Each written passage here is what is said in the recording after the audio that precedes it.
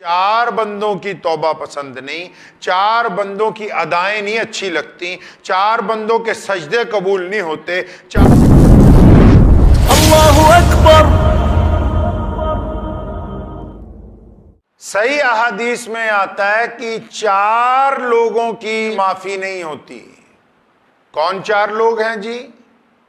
احادیث میں آتا ہے کہ پہلا وہ بندہ جو مستقل طور پر شرابی ہو اور شراب سے توبہ نہیں کرتا۔ مستقل طور پر جو بندہ شرابی ہے اور شراب سے توبہ نہیں کرتا کہ توبہ قبول نہیں ہوتی۔ یہ پہلا آدمی ہے ان چاروں میں سے۔ دوسرا بندہ وہ ہے جو ماں باپ کا نافرمان ہے۔ حدیث میں آتا ہے کہ جو بندہ ماں باپ کا نافرمان ہو، ماں باپ کا احترام نہیں کرتا، نافرمان سے مراد یہ ہے کہ جس بات کی وہ تاکید کرتے ہیں اس پر عمل نہیں کرتا، احترام نہیں کرتا والدین کا، پھر خدمت بھی نہیں کرتا، بہت زیادہ پڑھ لکھ کے بھی کوئی بندہ قابل نہیں بن سکتا جب تک وہ اپنے ماں باپ کا احترام کرنے والا نہ ہو۔ کوئی مفتی بن جائے، محدث بن جائے، شیخ الحدیث بن جائے، گورنر بن جائے، بادشاہ بن جائے، لیکن اگر وہ اپنے ماں باپ کا احترام نہیں کرتا، اللہ فرماتے ہیں کہ اس کی توبہ بھی قبول نہیں ہے۔ یہ دوسرا آدمی ہے جس کی توبہ قبول نہیں ہوتی۔ پہلا شرابی، دوسرا ماں باپ کا نافرمان، تیسرا وہ ہے جو رشتہ داریاں توڑتا پھرتا ہے۔ پڑھتا تو نماز ہے، رکھتا تو روزہ ہے، مانگتا تو اللہ سے معافی ہے، لیکن جو رشتہ دار چاہتے ہیں کہ ہماری اس سے سلام دعا ہو جائے، ہماری غلطیاں کوتاہیاں آپس میں معاف ہو جائیں، ہم ایک دوسرے کے گلے مل بیٹھیں، ہم پرانی رنجشوں کو دور کر بیٹھیں، اور فرمایا جو رشتہ داریاں توڑنے والا ہے، جو رشتہ داروں پر اپنا گھمنڈ دکھاتا ہے، جو رشتہ داروں کے سامنے اکڑتا ہے، جو رشتہ داروں کو معاف کرنے کے لیے تیار ہی نہیں ہے، فرمایا اس کی بھی توبہ قبول نہیں ہوگی۔ پہلا شرابی، دوسرا ماں باپ کا نافرمان، تیسرا رشتہ داریاں توڑنے والا جو کہتا کچھ ہو جائے اپنی بہن کے بچوں کی شادی میں نہیں جاؤں گا، جو اس بات پر اڑا ہوا ہے کہ اب کچھ ہو جائے، فلاں بھائی نے میرے ساتھ فلاں سن میں زیادتی کی تھی، میں نہیں جاؤں گا۔ اللہ نے کہا عبادت سے پہلے ضروری ہے کہ رشتہ داروں میں رنجشیں ختم کر دی جائیں۔ بندہ جب حج پہ جاتا ہے آپ کو پتہ ہی ہوگا نا، ارے اللہ کا احسان مانے، اللہ نے ہمیں ایسا دین عطا فرمایا جس کے قدم قدم پر رحمتیں ہیں، لوگ ترستے ہیں ایسی عبادتوں کو۔ چوتھا فرمایا کہ چوتھا بندہ وہ ہے جو دل میں کینہ رکھتا ہے، بغض رکھتا ہے۔ کینہ رکھتا ہے، بغض رکھتا ہے، کس کے لیے؟ کسی کے لیے بھی، یہی نہیں کہ صرف اپنے مسلمان بھائی کے لیے، کسی کے لیے بھی۔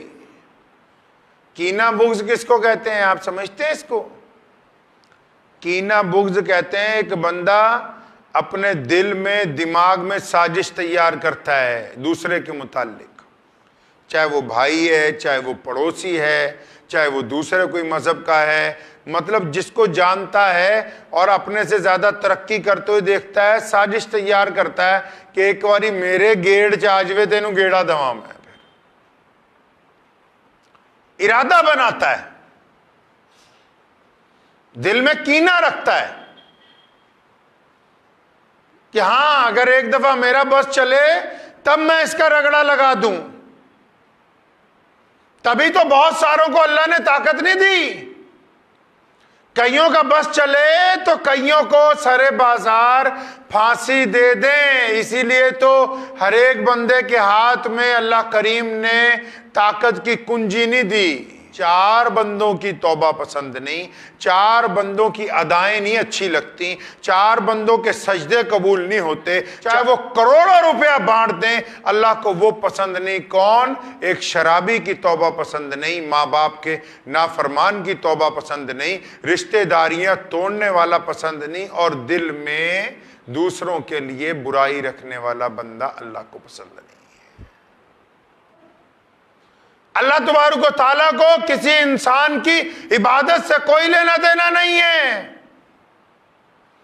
دنیا میں بڑے بڑے ترم خاں آئے, بڑے بڑے چلے گئے, لیکن اللہ تبارک و تعالیٰ کو وہ لوگ پسند ہیں جنہوں نے اللہ اور اس کے رسول صلی اللہ علیہ وسلم کی اتباع کی ہے, اللہ اور اس کے رسول سے محبت کی ہے, اور اللہ اور اس کے رسول سے ان لوگوں نے محبت کی ہے جنہوں نے لوگوں کے ساتھ ایمانداریاں کی ہیں.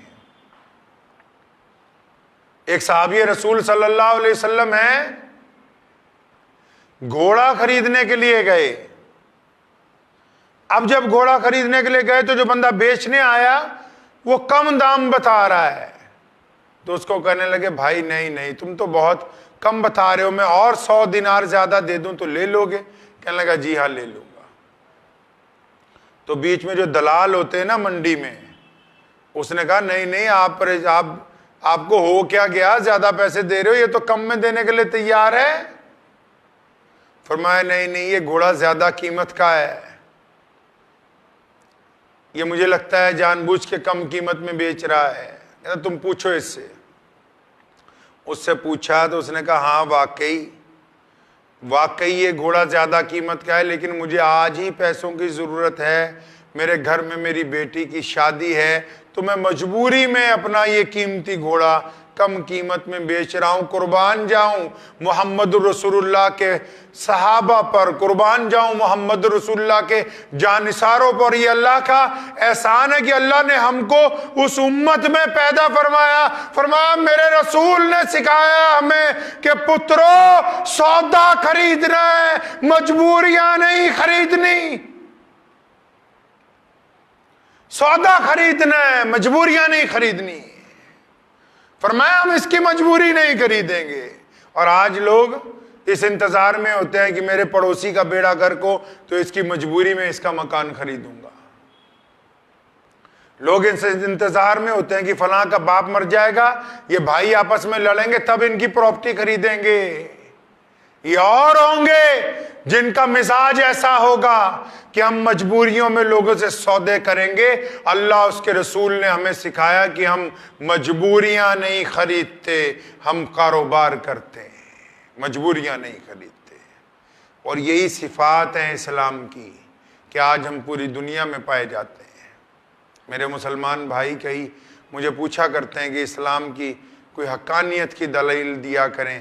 میں نے کہا آج کے اس گئے گزرے دور میں جب پوری دنیا یہ کہتی ہے, پوری دنیا کا میڈیا یہ کہتا ہے کہ اسلام دہشت گردوں کا مذہب ہے, آج کے اس گئے گزرے دور میں جو بڑی بڑی سرکاروں کے بڑے بڑے چودھری یہ کہتے ہیں جی کہ مسلمان جو ہیں یہ خراب ہیں, ایسے دور میں دنیا کے ہر ملک میں, دنیا کی ہر رنگ میں, دنیا کی ہر نسل میں, دنیا کے ہر خطے میں, دنیا کے ہر شہر میں, ہر بولی میں, ہر زبان میں, ہر ہواؤں میں کوئی ہو یا نہ ہو, کلمہ لا الہ الا اللہ محمد رسول اللہ پڑھنے والے مسلمان موجود ہیں. تو اس سے بڑا زندہ معجزہ کیا ہوگا کہ میرے رسول نے اس دین کو فطرت کا مذہب بنایا ہے. یہ رنگ اور زبانوں کا مذہب نہیں ہے, یہ علاقوں کا مذہب نہیں ہے, یہ نیچر کا مذہب ہے, فطرت کا مذہب ہے. سونے رسول نے ہمیں فطرت کی باتیں سکھائی. کیا کہ عبادت ایک اللہ کی ہو تو اس میں وفاداری ہو, رسالت محمد رسول اللہ کی ہو تو خاتم النبیین سے وفاداری ہو. فرمایا لوگوں کے ساتھ کوئی چھوا چھوت نہ ہو, فرمایا لوگوں کے ساتھ دلوں میں کوئی کینہ نہ ہو, فرمایا غریب کا احترام کیا جائے, کالے اور گورے کے اندر فرق نہ سمجھا جائے. پھر رسول اللہ صلی اللہ علیہ وسلم نے یہ جو انقلاب برپا کیا ہے یہ تلوار کے زور پر نہیں آیا. تلوار کے زور پر اگر آتا تو خربوں अरबों अरबों लोग आज कलमा ला इलाहा इल्लल्लाह मोहम्मद रसूलुल्लाह पढ़ने वाले ना होते, सोने रसूल ने इंसानों के दिलों को जीत लिया ये कहकर कि दुनिया में कोई एक दूसरे से आला नहीं, अल्लाह ने सबको बराबर पैदा फरमाया है। मुझे उम्मीद है कि आपको ये वीडियो पसंद आई होगी। अगर पसंद आई हो तो ये आप अपने दोस्तों के साथ शेयर करें और इस चैनल को सब्सक्राइब जरूर करें।